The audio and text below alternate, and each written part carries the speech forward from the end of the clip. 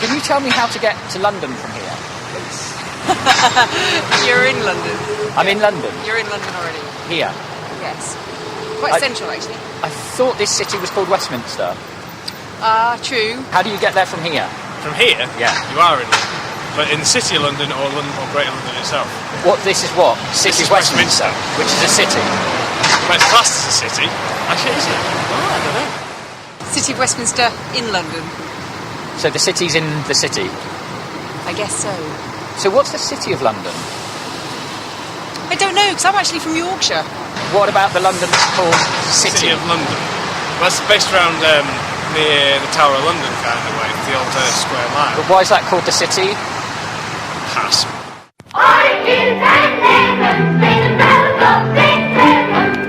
Strawberries and orange, ring the bells of St. Martin. When will you pay me? Ring the bells of Old Bailey. When I grow rich, ring the bells of Shoreditch. Wrexham and Beacon, ring the bells of St. Stephen. I do not know, ring the great bell of Bow. Here comes the candle to light you to bed, and here comes the chopper to chop off your head. Chop, chop, chop, chop, chop, chop, chop, chop, chop, chop, chop, chop, chop, chop, chop, chop, chop, chop. It's about power. It's about where power is located physically, geographically, and institutionally. It's about particular power, which is located in the City of London, and really what people know and don't know about that power and its relations to other institutions and its historical origins.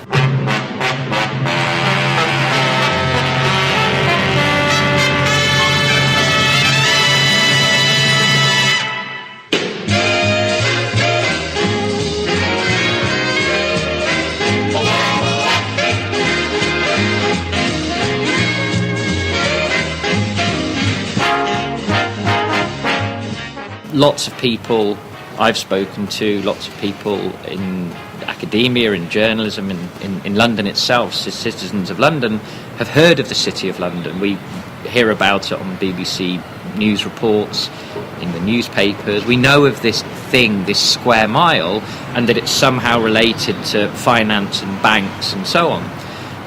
What people know much less about is the fact that there's a political institutional order behind the City of London, called the Corporation of London, that is actually the government of the City of London. And it's the corporation that is a significant node in power relations in the UK and indeed in the world. Really, the city was hugely important, not just for the development of capitalism, but because Britain was the first capitalist power, and because this gave it an edge over its rivals, the city also spearheaded colonialism, imperialism, the export of capital, the development of productive assets overseas, and presiding over all this were the big merchant banks of the City of London. London was founded by the Romans. On the south was the military encampment. On the north was the settlement. It was directly chosen to be the easy access to the south, easy access to the north, to the east, to the west. It was very Roman in that way, and it became very quickly the centre of Roman government, but particularly of the maritime economy.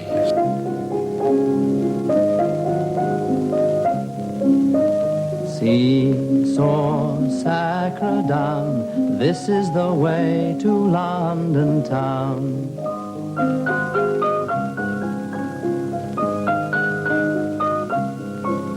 Within 40 years, it had been sort of completely wiped out by angry people from Essex, basically, and Norfolk, Boudica, as she's now known.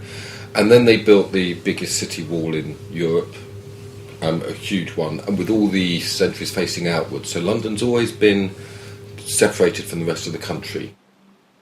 To leap forward, it maintained its civic structure.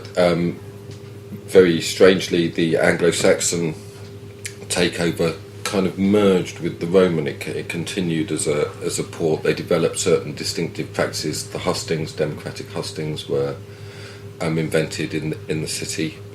That's very important. And at St Paul's Cross, which is where the protesters are now. Standing in the tradition of Clement Attlee, we demand democratisation of the City of London Corporation. That's the oldest site that we know of democracy in Britain. They used to ring the bells of the cathedral, and the elders, the aldermen, and the freeborn, the citizens of London would meet and talk and vote.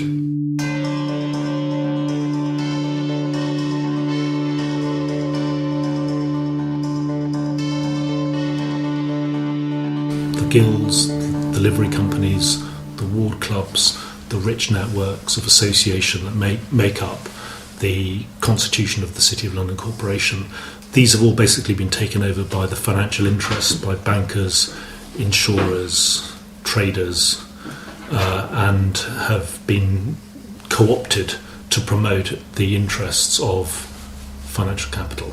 So the body politic has become a single interest lobby group. That's the story of the last 500 years. Reform of the corporation's political institutions will mean an end to business block votes in all elections, full democratisation of the city's political institutions, abolition of existing secrecy practices within the city, and total and transparent reform of its institutions in order to end corporate tax fraud. When the Queen visits the City of London Corporation, she has to wait at the border and be greeted by an alderman before she's allowed to come in.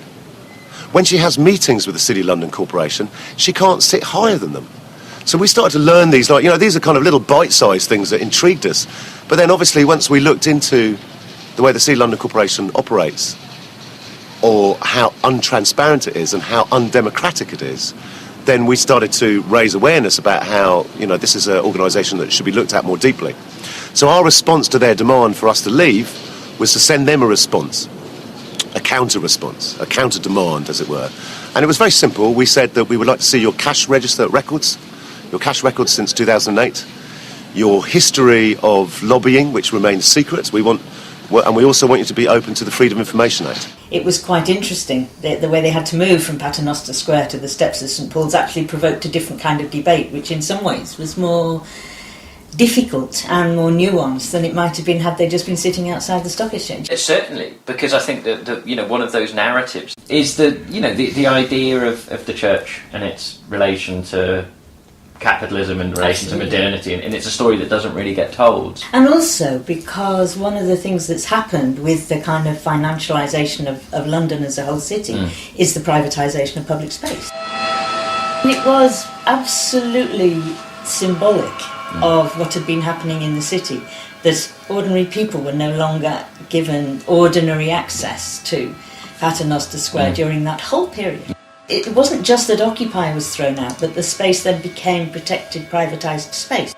And since a lot of what Occupy was about was the spaces of democracy, that was in itself quite iconic, quite emblematic of the whole thing they were challenging.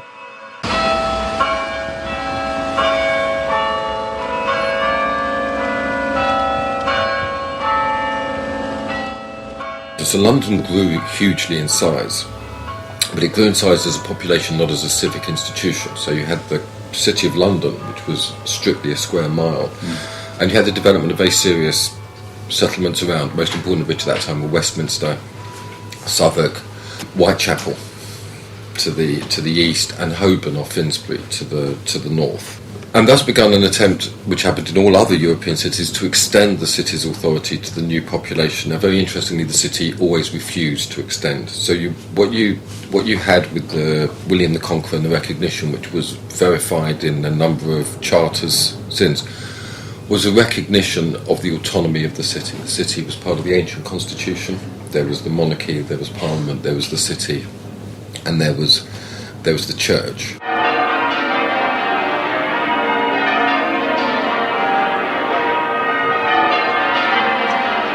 So this is Cheapside, the street connecting St Paul's Cathedral just over there with the Bank of England and the Royal Exchange down that way.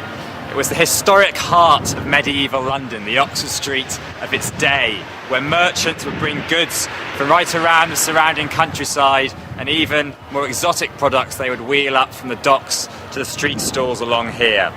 Now those stalls are gone. It's been replaced by a series of trendy coffee chains and expensive clothes shops, many of whom, ironically enough, are dodging tax.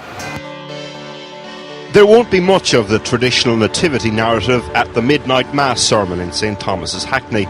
The Reverend William Taylor used to be a City of London councillor. In his sermon, he'll launch a broadside against the city. It now sees itself as being a lobby group for a single interest, for finance capital, for lobbying for the banks and the city. And it's forgotten its history. And it runs much more today like a company. The City of London refute this, but today the vicar has decided to publish a set of private corporation cash accounts on his blog. There's nothing particularly explosive about their content. What's interesting about this, though, is that the St Paul's camp have another unlikely ally. I was elected in 2001, first of all, as a councillor for Portsoken Ward in the east end of the City of London. It has 2 large housing estates and a school, and it's one of the 4 residential wards of the city. And the reason that I stood was that I discovered that the school was under threat of redevelopment, and this was all happening secretly. No one really knew that this deal was progressing, but I heard through the governors who had been told, or one of them had been told, and I broke the story in the context of a ward election. Save Our School. It was a good little Church of England school, and the families from the 2 estates, many of whom were Bengali, local East End families, sent their children to the school, and they didn't want to lose it. So I was swept to power, as they say, in Portsoken Ward, and took up my seat in Guildhall.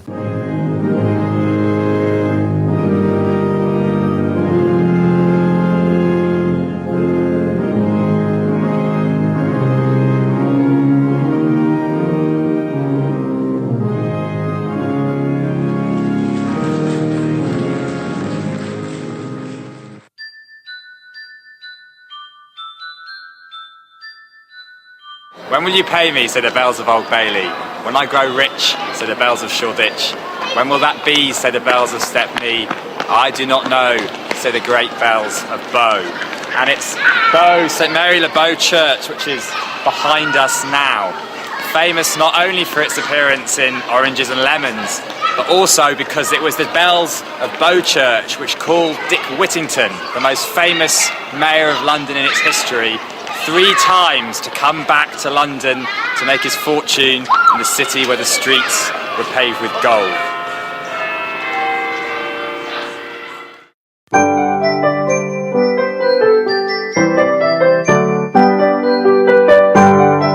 Thomas Gresham was born in 1519, the son of a Lord Mayor, and like Dick Whittington, he wanted to make his fortune in the city where the streets were paved with gold. So he walked from here down to the London docks and got on a boat across the Channel to Antwerp, then the richest city in Europe.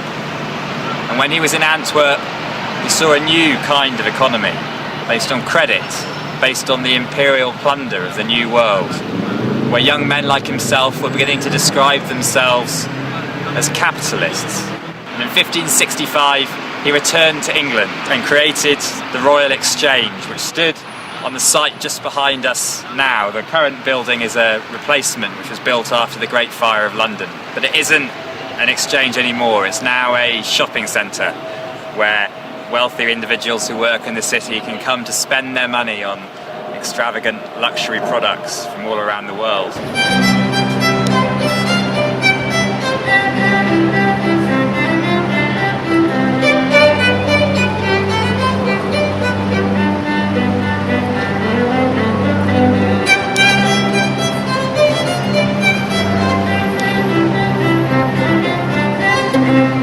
Essentially what happened in the Tudor period with the establishment of the Royal Exchange is that London took over from Amsterdam, which itself took over from Antwerp, which took over from Genoa, which took over from Venice, which took over from Ostia, which took over from Piraeus, as the arbitration centre in the international maritime trade. So London essentially got the Atlantic, set up Wall Street, set up Hong Kong. These were the new maritime centres in the new global economy. And all of the disputes, where there were disputes in contract, they were settled in the courts in London, in the City of London. When will you pay me? Say the bells of Old Bailey. When I grow rich, say the bells of Shoreditch. And when will that be? Say the bells of Stepney. I do not know, says the great bell at Bow.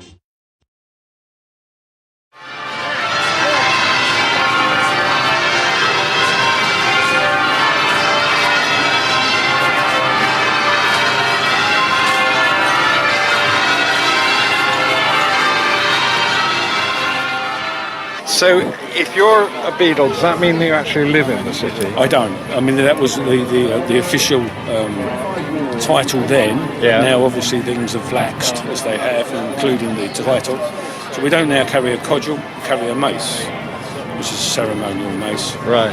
If I remember my history, in the Civil War, the city was parliamentarian, not royalist. Is that right? Parliamentarian. Yeah?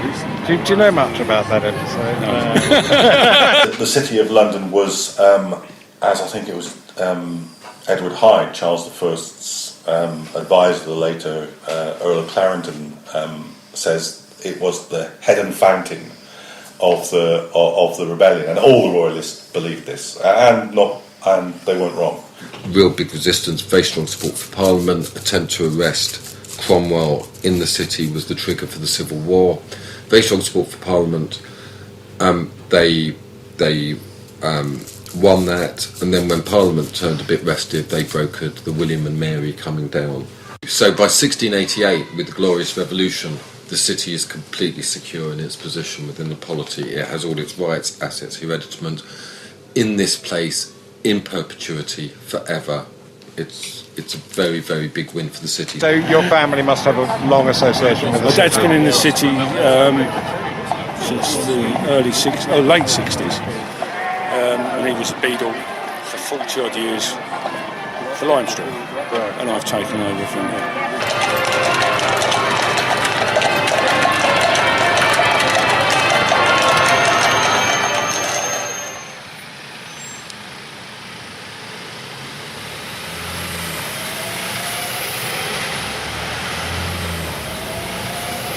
This first item here is a county map of Middlesex by John Speed. Originally this map would have been actually published in 1610, and what we have here is a 1676 edition that was published after John Speed's death. Now Middlesex, as it used to be, before it was sort of lost when the London boroughs came together, was actually more or less what we would now call modern day London. And so looking at the map here, we have London clustered very closely around London Bridge, and the cities of London, Westminster and the borough of Southwark were all seen as being distinct places at that time. I think from the 17th century it conquered a really strategic position in which it was able to be confident of the support of the British state in its activities above all abroad, but of course as at home as well. And you had the establishment of the Bank of England at the end of the 17th century. And that was a sort of nominally a public institution independent of government, but which did impose some constraints, some discipline on the banks. The banks themselves, however, had quite a lot of freedom of action and had developed quite autonomously. Originally, a number of them were, in fact, coffee houses.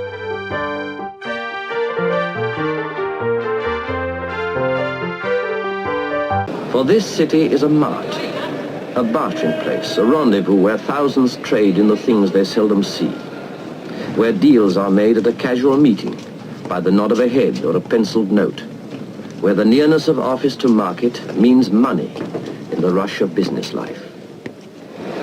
Here are the exchanges, centers of commerce operated by personal contact, vast yet as intimate as the old coffee houses from which they grew. London's obviously a physical place. It exists, it's bricks and mortar, it's roads and all the rest of it. But what happens in those roads, what happens in that bricks and mortar, is to do with imagination, it's to do with how you perceive the city existing.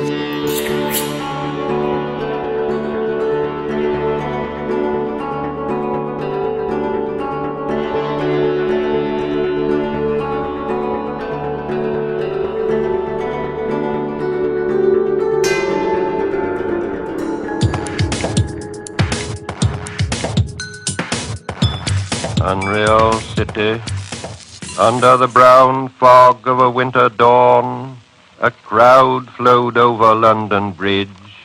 So many I had not thought death had undone so many. Sighs, short and infrequent, were exhaled, and each man fixed his eyes before his feet. Flowed up the hill and down King William Street, to where St. Mary Woolnoth kept the hours with a dead sound on the final stroke of 9. Is it a fortress? Is it held within those walls? Is it open? How do you negotiate the city? How do you navigate those points of the city politically, sexually, any way you like? And that's quite important because different areas of the city have different resonances, and those resonances are very important to the way people actually live their lives.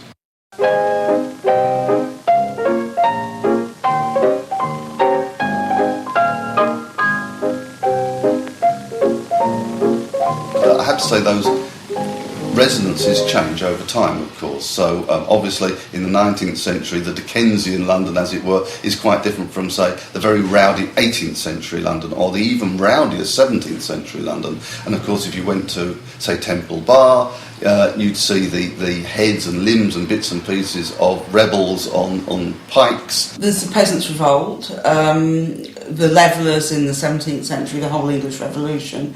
In the 18th century, there were a lot of riots, particularly the Wilkes riots and the Gordon riots, which, of course, that when they became most serious was when they attacked the Bank of England, and that's when the authorities sort of stepped in to deal with them.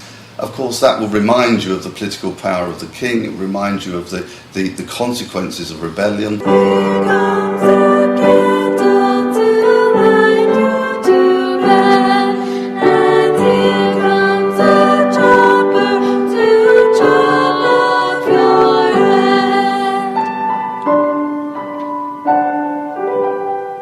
For those who were simply saying this is wrong, they shouldn't be here, they're all smelly people and they need to go away. That seemed to, for Christians saying that seemed to be a loss of one of the anchors of our faith, it seemed to me.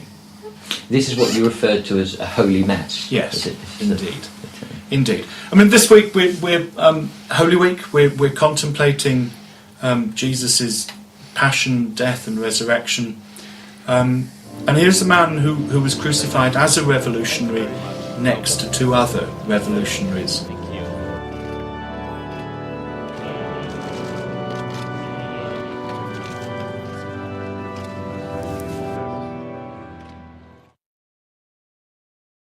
We think of London as the capital city of the United Kingdom, the metropolis of the British Empire, headquarters of a miniature League of Nations under one flag. We think of her as the city in which the British ideology evolved. A city of splendid buildings in which are treasured the artistic, intellectual and political records of a great democracy, and which house the administrations of every important activity. Yet London is not merely a show place, nor the monument of a dead civilization, but a vast and vigorous driving wheel in the world machine.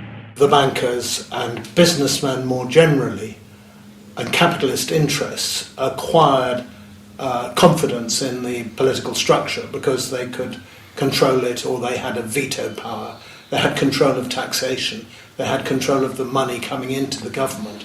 And this made the British state different from the French state or other absolutist regimes. And it also gave confidence, very importantly, to those prepared to invest in public bonds. And so you got the development of a national debt, which is something that gave steady, reliable income to investors.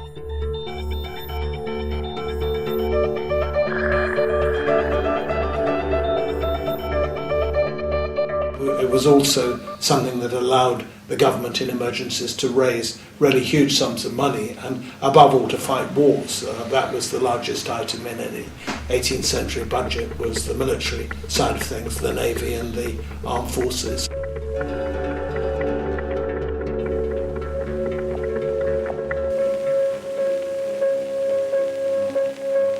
Of course, this also involved British businesses developing overseas interests, and a really crucial dimension of this was building up plantations that could supply very coveted items of consumption like sugar, later coffee, cotton, could supply these to the new internal market that developed as capitalism also developed.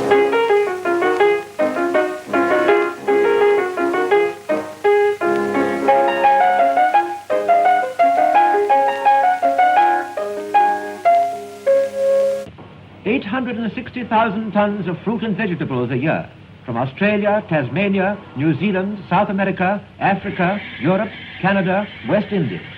London has always been the great fruit centre. They, to begin with, had indentured servants from Britain, young people who sold themselves for 3 or 5 years to work for a planter. But this source of labour proved quite inadequate as demand expanded. And so they then bought captives on the coast of Africa and used those to staff plantations with what became slaves. And so a great slave system developed, and it provided a huge part of the reason why the British economy of the 18th century developed so rapidly.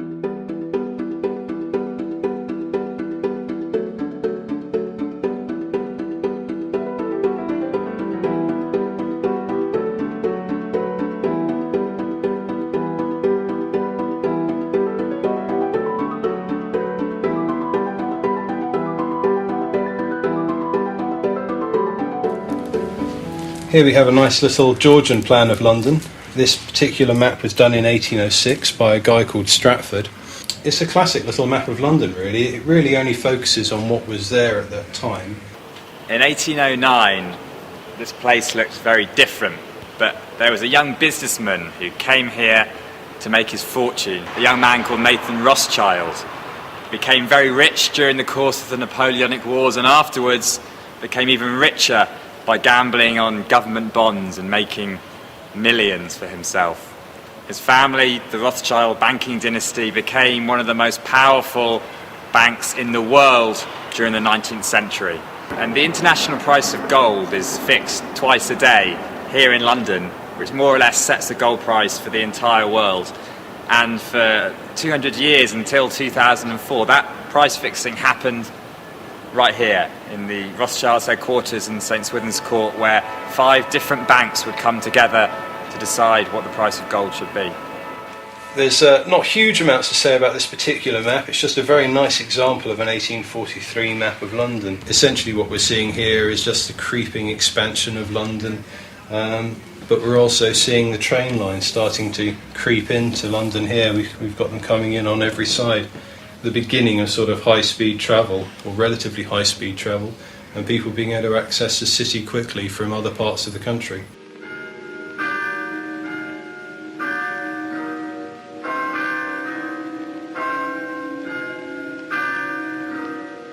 London historically has been quite a varied economy, although it's often had a very important financial sector. There was a very considerable manufacturing sector, and there was a host of really a kind of complex of little industries, printing and publishing, lots of tiny machine industries, all kinds of things which were often subsidiary to other industries. And a lot of those are around what is now the expanding city of London. And then, so another effect of the significance of finance within London at the moment has been that it has bought up land and made land prices impossible for other sectors. And so we've got a huge reduction of the complexity of the economy of the city. Other sectors cannot survive because of the power of the city within the land market. And there's that story of Chetland about the upas tree, you know, the tree under which nothing else can grow. And having a big financial sector is very like that. Nothing else can grow underneath its branches. So it's not a golden goose. It's a tree under which nothing else can grow that actively undermines the possibility of other sectors. This map predates the Metropolitan Boroughs Reform Bill that came in the 1830s. Much of this area today is sort of largely built up and has been taken in and part of London, but at this time, again, we can still see that the city was fairly small by comparison to its modern standards, and also that we have the clear delineation of the counties. So London at that time was divided amongst its counties: Middlesex, Essex, Surrey and Kent. In 1889, the London County Council was established. Now, very interestingly, the biggest city in the world only ever had county status. It was ruled as a county, essentially as a rural. County Hall was the centre, because it could not be recognised as a city, because there was only one city of London, and that was the square mile. Again, here we can see all the railways coming in ever increasing numbers, and you're just starting to see the sort of bottle-shaped appearance of the sort of underground network, which would have just been starting to take form at that time.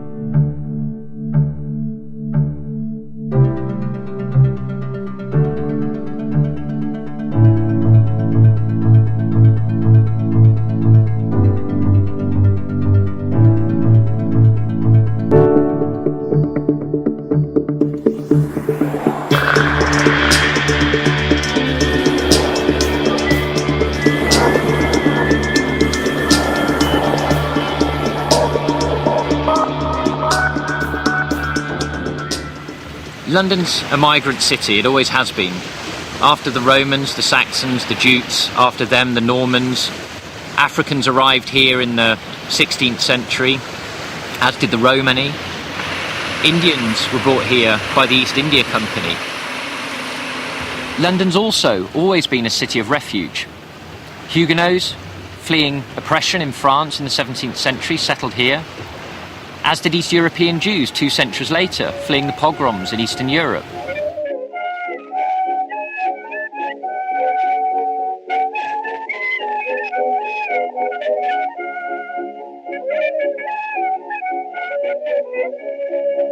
All of these migrants brought with them culture, trades, crafts and ideas that enriched London to become the city people know it as today.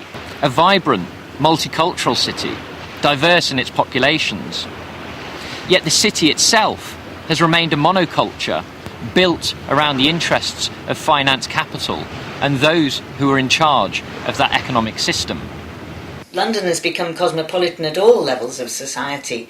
I mean, we are also, we have migrants come to run the health service. We have migrants come in general to help the public sector work. They do the cleaning of the banks in the city. We know all of that. They also come to run many of the banks and the financial institutions in the city, capital C. They also come with their millions to escape from regimes where they may not be quite so comfortable, and vast numbers of extremely wealthy billionaires find it very convenient to be in London, and the tax regime allows it to be so. So migration is a subject that covers, and the cosmopolitanism of London covers all strata of society.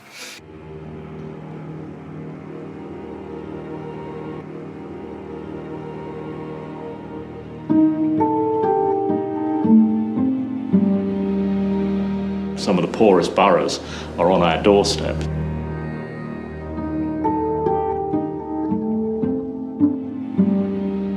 We live side by side with poverty and problems.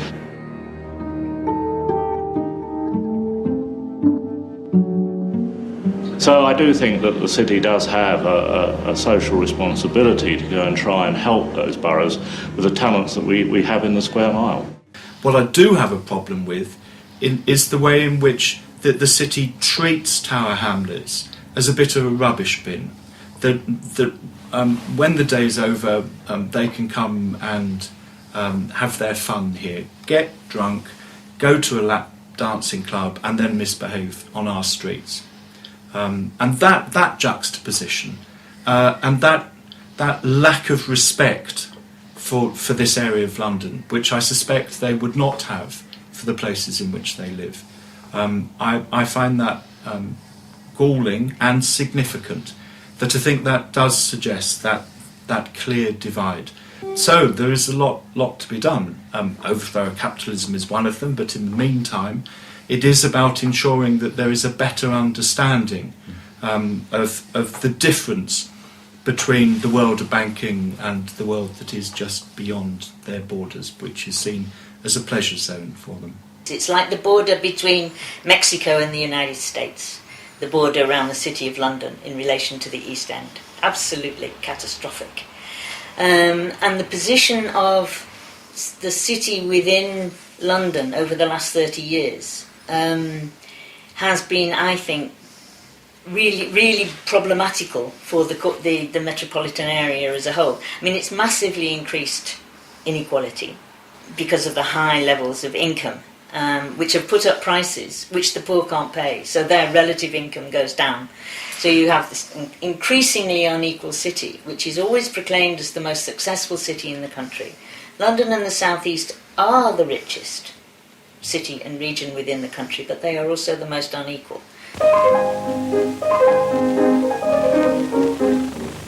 If you saw my little backyard, what a pretty spot you'd cry.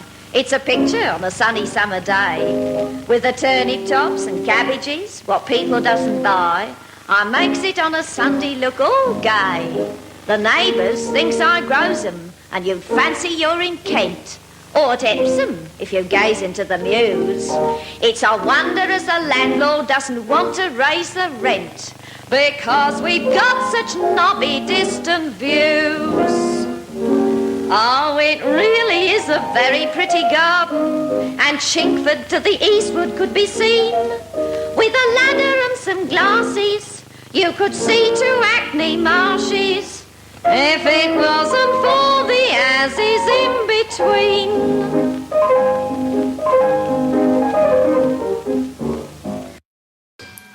I mean, I have a parishioner who lives just on the estate just around the corner who works in the city. She lives with her mum. She couldn't, she's got a good job, but it's certainly not a senior job. She couldn't afford to get a mortgage. She'd like to have her own flat. She doesn't know how to do it. But she doesn't make the connection between what's going on in the city and her own sort of domestic arrangement. She finds it almost impossible to make that connection. I think that's a common story. She, by the way, had never heard of the voting entitlements and the franchise and the City of London ward elections bill. Remember, it was Labour Party policy from the foundation of the Labour Party that the City of London Corporation would be one of those bastions of undemocratic practice that would eradicate from local government. So it's always been Labour Party policy to abolish City of London Corporation.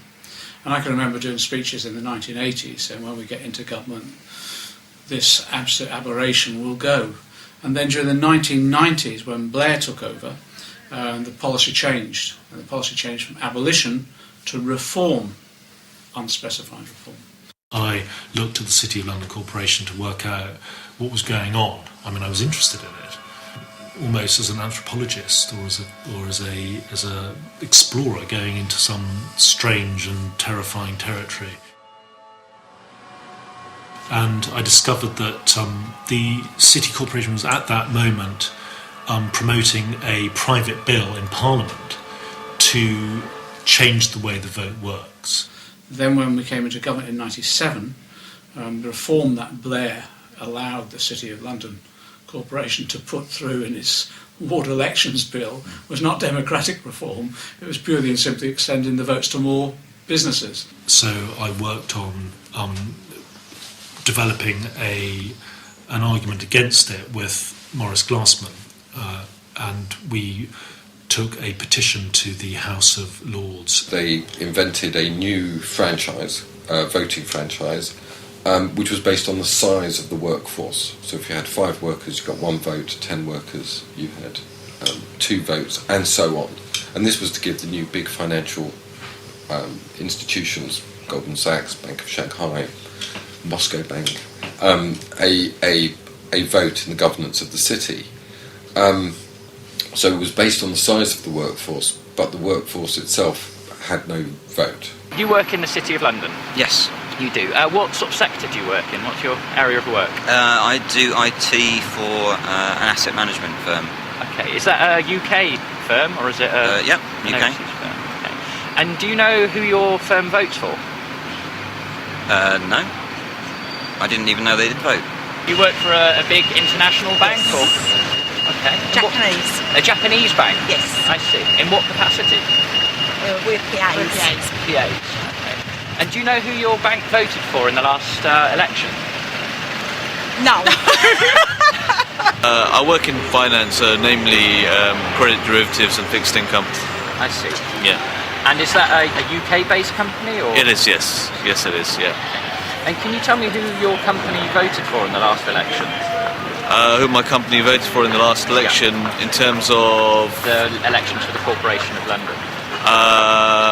I wouldn't know the answer to that, I'm afraid, no. Who they voted for? I wasn't aware that they had a vote. I'm a taxpayer. I live in the city. I work in the city. We're in the city now. The city being that funny little square mile. My local authority is the Corporation of London, and I'm an entrepreneur. You're not talking about the mayoral elections, are you? For the aldermen and the common councillors. Okay, no idea. No idea. The city, or the square mile, has 25 wards in it, and each ward has an alderman, which were abolished everywhere else in the country 20 years ago, I think. Do you know when the last election was? I wouldn't know the answer to that either. These 25 wards have a number of common councilmen who have over recent years been the primary body for acting and taking policy decisions. The Court of Common Council is the city's own parliament, with powers unequalled in the kingdom. So you receive no information about... No, it's not the sort of thing that they would speak to us about, no. So you've not been asked about who your company should vote for? Nope. And so you presumably didn't receive any information about the election itself? Not that I'm aware of, no. Not that I'm aware of. Certainly not at my level. Now, if you look at city elections, both for Common Council and for Aldermen, the vast proportion of them are not contested. You know, it's agreed, we'll have Joe in, he's a good bloke, or we'll put Fred up next time and so forth. Kind of a old boys... Absolutely, Buggins' turn. But I don't know where else in the world now where there isn't at least some form of election and democratic accountability for city government. And here we have a group of people who are elected by business rather than a small number of electors. It is literally archaic. I was approached by some partners in what is one of the top 5 legal firms, Allen & Overy, and so I agreed to stand and was proposed and seconded to be a candidate in the election. I had a sufficiently recognised reputation as a not exactly, docile conformist. The system, the establishment, wanted to make sure that they had their own candidate. So the election took place with these 2 candidates. The unknown me, standing on a clearly specific reform platform, saying that things are wrong, things need to be changed and addressed. I never forget, because the Lord Mayor is the returning officer, and the Lord Mayor had all his regalia on. We were in this room, and it was Matts and other candidate, and I got 79 or 80% of the vote. I mean, shock horrors, they've elected the wrong man. And it really was then all knives out, because the Court of Aldermen, these 25, they had I think it was Edward II or something, a 1252 law, Act of Parliament, which allowed the Court of Aldermen to reject somebody elected by the people if he wasn't a fit and proper person. And I shall never forget dressing up in my morning coat and going into the Court of Aldermen, this very dramatic, you know, all these 25 guys in their red robes and so forth sitting around the head, and questioning me in a sort of, you know, literally, close the doors, lock the doors, everybody else gone, you know, it's highly secret. And again, that, you know, secrecy at the heart of the Corporation of London is I find very offensive. You know, I believe in open government and transparency. Anyway, I was quizzed for a half an hour and so forth, and eventually the Lord Mayor said, "You're not a fit and proper person. Get out." The head of a state within a state. For here he is monarch over all except his king. One of a line unbroken for 700 years. The Lord Mayor of London. Presiding at this, his Common Council, a parliament older than Westminster. The building behind me is Mansion House, built in the 18th century as a residence for the Lord Mayor of London. A Lord Mayor unlike any other local official because he is not elected by the people, but elected by 108 obscure livery companies, from the Worshipful Company of Fishmongers to the more recent edition of the Worshipful Company of Management Consultants. And then it was headlines in the paper, the Sunday paper, big stories, you know, blackballed alderman and so forth.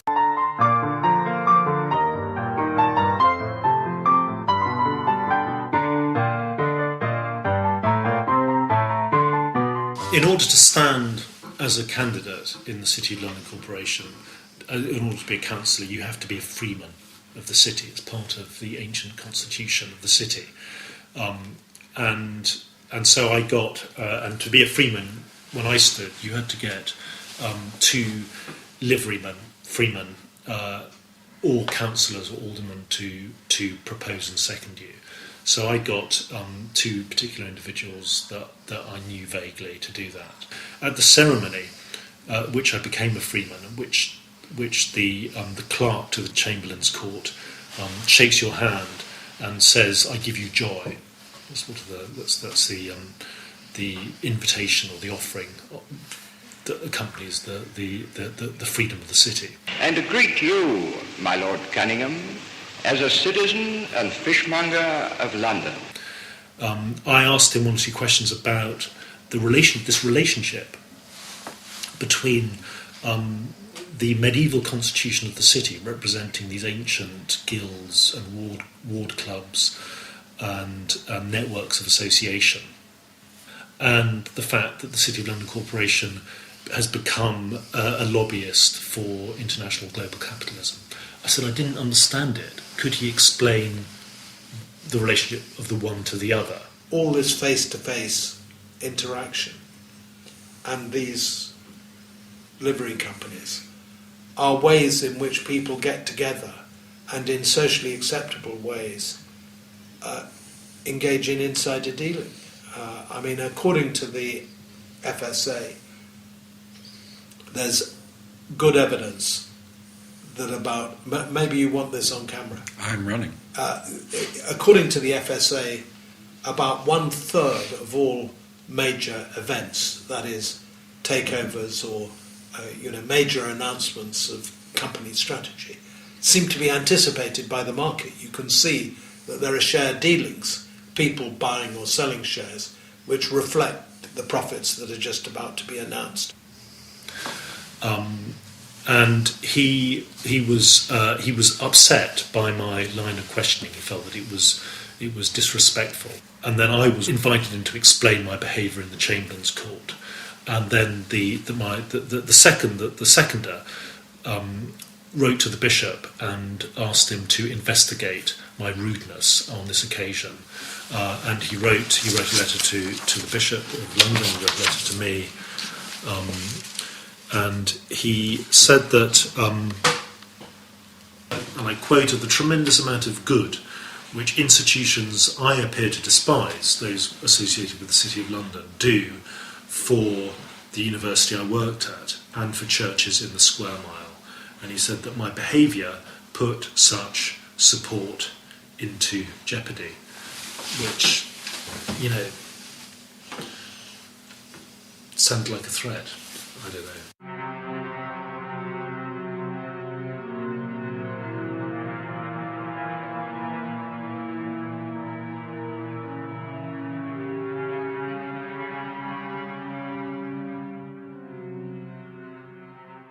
the way we are, and the way places are, is a product of our interrelations with everywhere else. So England could not be England without having had that empire. And the way in which it is England is a result of all of those relations. The fact that I have the characteristics I have is a result of the geographies within which I am set. And those geographies, those relations within which I am set, are all full of power.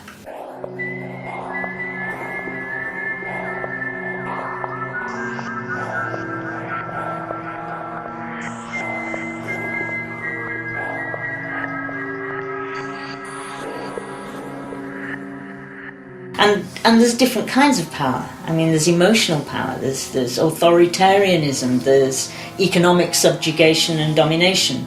So I'm trying to imagine all the webs that tie us all together, both as individuals or as regions or as places or as institutions, like the city.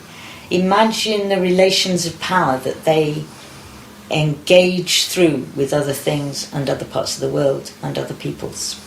So we're now standing on King William Street on the 29th of December 1940, the worst night of the Blitz. There were lines of fire hoses going down the street that were 3 foot deep. King William Street Underground Station, which hadn't been used for 40 years, was opened up and became an air raid shelter for 2,000 people. And Britain won the war, but afterwards it was never going to be a great power again. But by the late 1950s and the early 1960s, Britain began to discover a role for itself. And part of the story of that is in this very building here, 81 King William Street. It's now the home of the Industrial and Commercial Bank of China, in fact the largest bank in the world by some measures. But in the 1950s, it was the home of the Moscow Narodny Bank. At the height of the Cold War, the Soviets were very wary about depositing their US dollars in American banks, fearing they would be frozen. Instead, they deposited their US dollars outside of America, here in the city of London. For the first time, dollars were being held in banks outside of American sovereignty.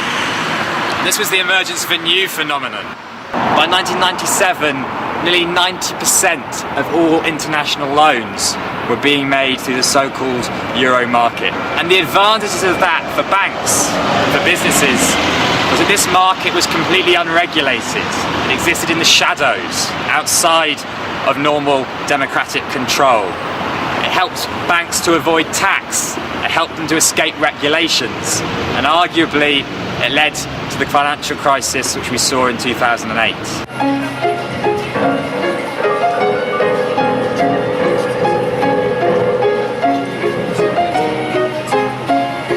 One of the great lessons of British economic history is the way in which our financial centre, the City of London, has been a global financial institution, as they would call it, serving the world. And they've always seen themselves as a global service institution rather than something which serves Britain, the domestic economy and the domestic people. Well, the city essentially is the home to finance, it's the home to bankers, it's the home to people who deal with money all day, and in that sense it's the home to a group of people who control the financial global energy of the world. So it's hardly surprising that people who are annoyed with Parliament, who wish to bring extra parliamentary pressure to bear, who feel that justice has been wronged by the poor distribution of wealth, will go to London, the City of London, to the banks, etc., to protest, rather than go to Parliament.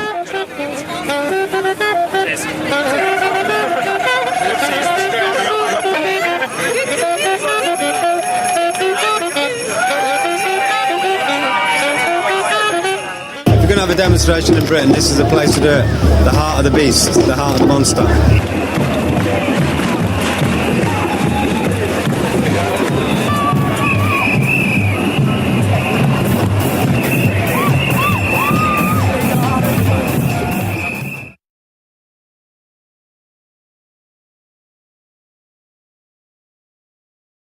The city cash is one of the three accounts that the city has. The city has the city's fund, the public money. It has the city bridge account, the charitable money that that hands out about £60 million a year in a good year.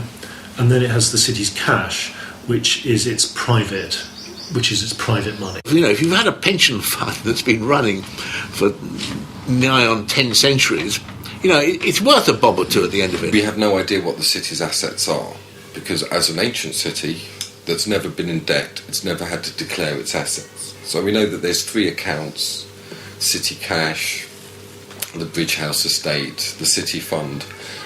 All of them roughly get £250 million pounds in interest. But what the principle is, we have no right to know. So we don't know what the city's assets are. Are we talking tens of millions? Billions, billions, billions, billions. Sometimes they say it's 3 billion, sometimes they say it's not. They have never made a declaration of their assets. An extraordinary thing for a public institution, but that's the point. It's a corporation. It's an effective commune, and it's not answerable to external authority, so it's never had to declare itself.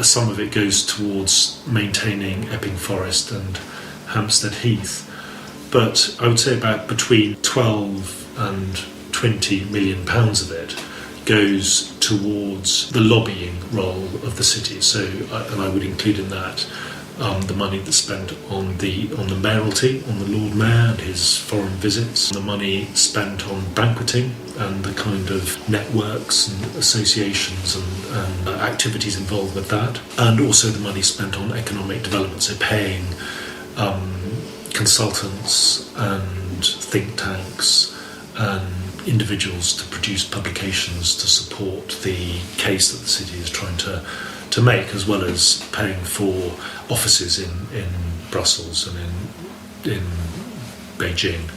It's incredible the way in which they have wormed their way into, in a sense, the popular imagination. But I think as well as recognising that, it's important to recognise that they worked to do it. I've done research on the city, and one of the things that most struck me was the amount of effort they put in to establishing their view of the world as common sense. In 1966, however, there was a vital departure from all previous Lord Mayor shows. The procession was a window on the city's economic activities, emphasis being laid on the vast contribution to national economy made by the banking organizations, international insurance, investments and commodity markets, contributions which have many times rescued Britain from financial crises. So, for instance, there was, during the 80s onwards, a huge amount of research, reports, documentation, interventions into debate everywhere to establish that the city, the finance sector in particular, was the golden goose of the economy. It's the only organisation that has an officer of the corporation actually sitting in the Commons Chamber. The City Remembrancer has the right to sit in the Commons Chamber. What is deeply disturbing in terms of our democracy is the fact that the city has a representative sitting on the very floor of the House of Commons.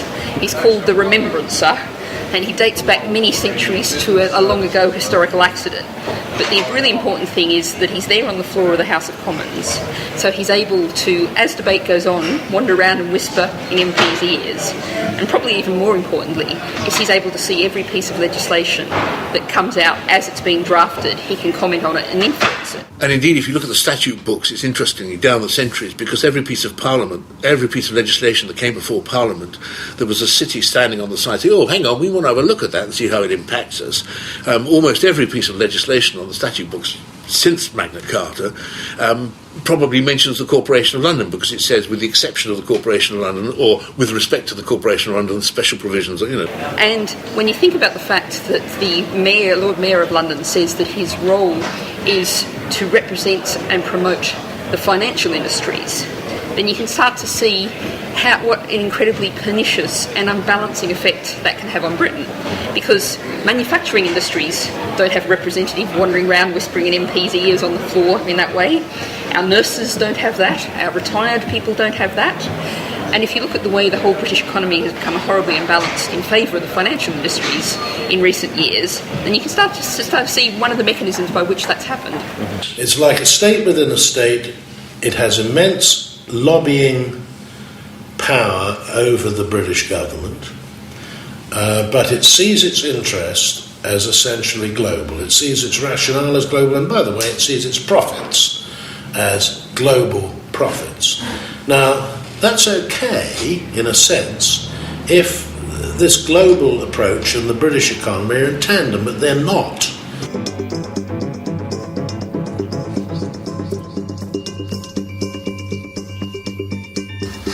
It's reinvented itself as a place which is, I think, the most important centre for international currency dealings in the world. If you go down the list of commodity trading, it's massive in the ways, in the proportions of commodity trading that happen in the City of London, in a host of ways. The City of London is really a hub for the most important tax havens. I mean, probably over half of all of the really large tax havens, maybe as much as 3/4, are actually British. I mean, you know, the Channel Islands, the British Virgin Islands, there are tons of these tax havens, offshore financial centres, they're sometimes called. There's a direct funnel between money coming into the city and money going down to the tax havens. So they're all linked together.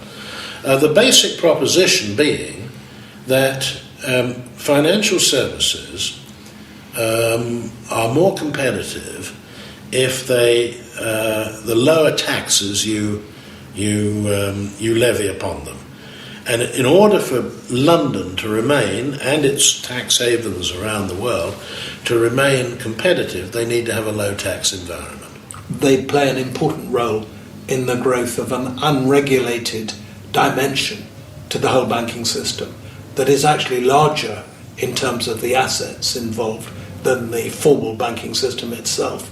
It's sometimes called the shadow banking system, and the shadow banks are really institutions which are sponsored by onshore banks in the City of London or in Manhattan, but they maintain relations with the Cayman Islands or Bahamas. It was one of the inventors of that. We think of globalisation as somehow being just global, but actually it's invented, everything is invented in particular places.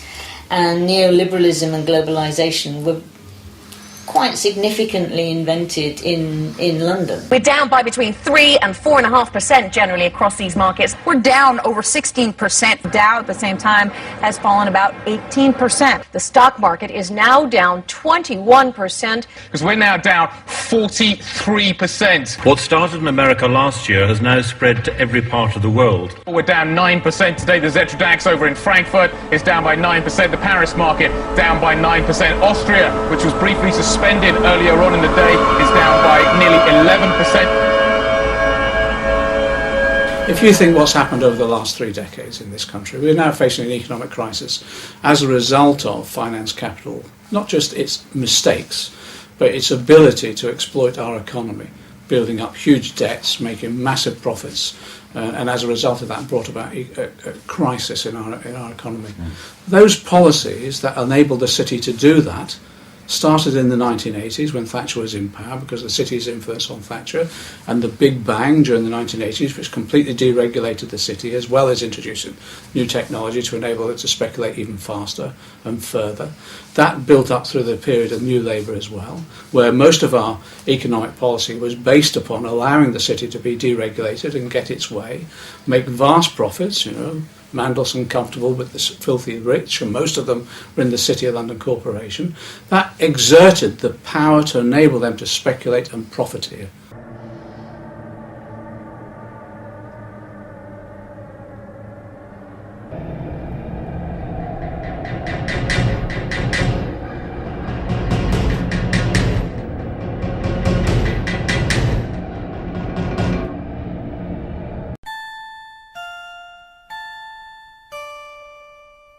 You don't have to go very far in Hackney to see the way that the global financial network affects the life chances of the people who live in this area. I mean,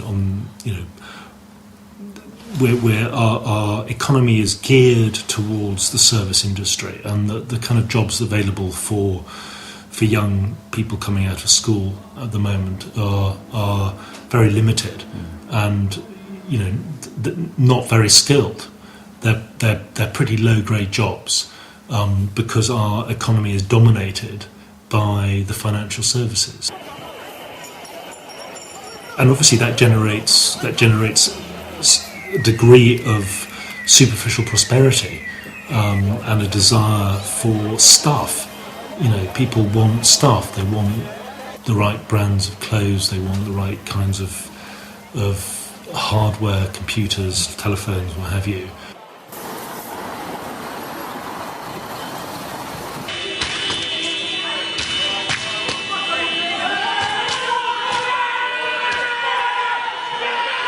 So it is a kind of religion.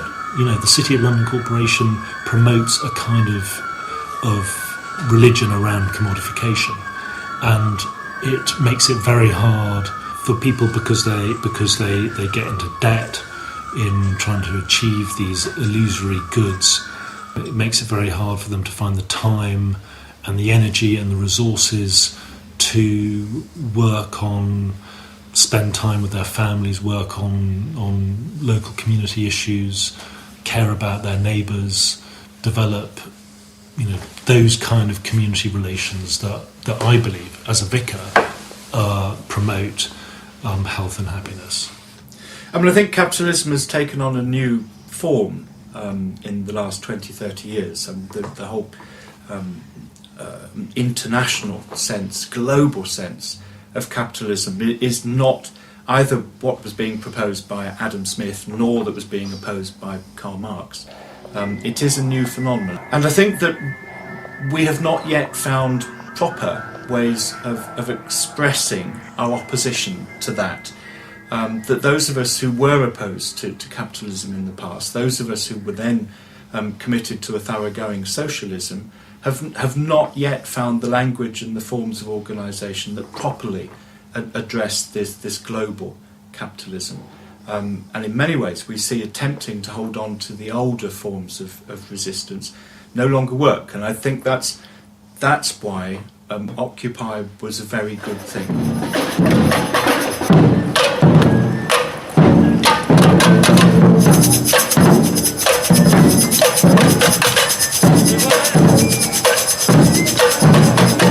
Because it began to suggest that there are other routes to go in order to begin that organisation. And it may look really messy now. It may not get us very far. But if it's laying the foundations of a really new approach to opposing the form of capitalism that we now find, then great, that's a good start. I mean, London is without doubt a global city or a world city. I think a lot hangs on what you mean by that. Mostly, it means that London is a crucial node in the global economy. It's one of those places with power and at the intersection of, major power relations within globalised economy. But London's also a global city or a world city because of its multicultural population. It's a world city in certain senses in the arts. And I think sometimes thinking of London as a global city, particularly in relation to finance, obscures the rest of London. So if we think of it as only a global city, we forget about all the other things that go on in it. We just become the add-ons, the academics or the baristas or the just ordinary workers, the people who drive buses. I'm not sure to what extent we're part of this thing called the global city. So there's a way in which the part, is substituting for the whole, and that means that we get hidden from view, the rest of us. And I suppose it would be nice to have a view of London, and a real London that was more complex and more multifaceted and less dominated by finance so that we could take more seriously the interests of all those people who are the rest of London.